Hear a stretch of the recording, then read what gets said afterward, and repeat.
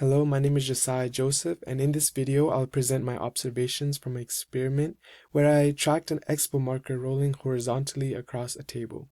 I will also walk you through my computational model in VPython, compare the results, and discuss the physics principles behind the motion as well. The purpose of this lab is to investigate the motion of a rolling object and to compare real-world measurements with predictions made by a computational model.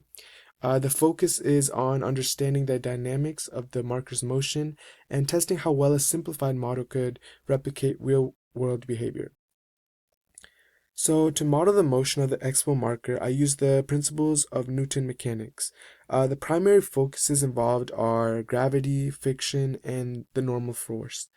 In the model, I assumed that there were no external force acting on the marker other than gravity and that the friction between the marker and the table was constant. These assumptions allow me to use Newton's second law to predict the motion of the marker over time. Now let's take a look at the key result of this experiment.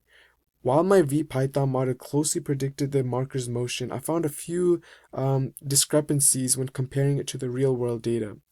These differences may stem from factors like friction, air resistance, or measurement errors as well.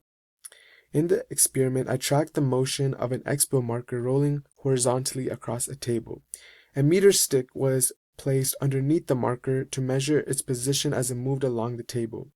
And we see that the marker was given a slight initial velocity and rolled without any additional force applied after that. The assumptions in my computational model were that the marker experienced constant friction and that the motion occurred in a vacuum without any air resistance. Here's a photo showing the setup of the experiment. On to the left, you can see the setup. And as you see, we see that the expo marker is rolling along the table with the meter stick positioned beneath it to measure its movement. During the experiment, I measured the time it took for the meter to move specific distances. I recorded the time in seconds at various positions along the marker's path. This data was inputted into the tracker software, which helped me to create a motion graph as you see on the right. Here's a table showing the time in seconds, the real-world measured distances, and the corresponding values predicted by the VPython model. Now let's take a look and talk about my computational model. In my VPython simulation, I modeled the rolling marker using Newton mechanics. The position of the marker was updated over time using simple kinematic equations. I neglected air resistance and other external factors which might explain some of the discrepancies between the model and the real-world data. Here's a screenshot of the relevant code used to simulate the marker's motion. The key part of the code calculates the marker's position at each time based on its velocity, which is updated using Newton's second law. Let's take a look at the comparisons between the experimental data and the model predictions. As you can see, the model generally matches the real-world data, but there's small differences we see inside the graph. The VPython models slightly underestimates the speed of the marker at each time point. These discrepancies can be attributed to factors not accounted for in the model, such as frictional forces between the marker and the table, as well as air resistance as well.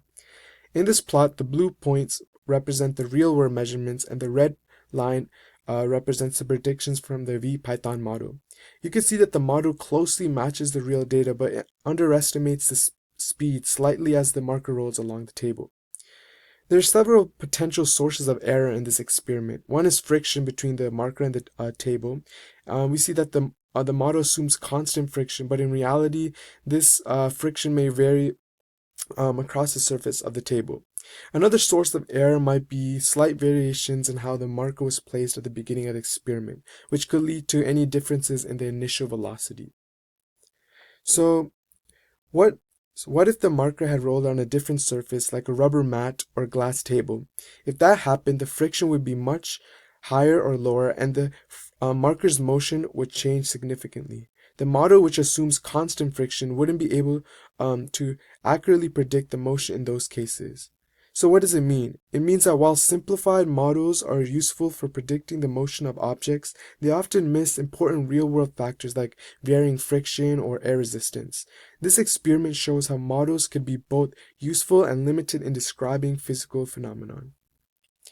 In conclusion, this experiment demonstrates the power and limitations of computational models. My VPython model did a good job of predicting the motion of the expo marker, but the differences between the model and the real-world data highlight the importance of considering real-world complexities such as friction and air resistance. Further experiments with more accurate modeling techniques could provide even better predictions. Thank you.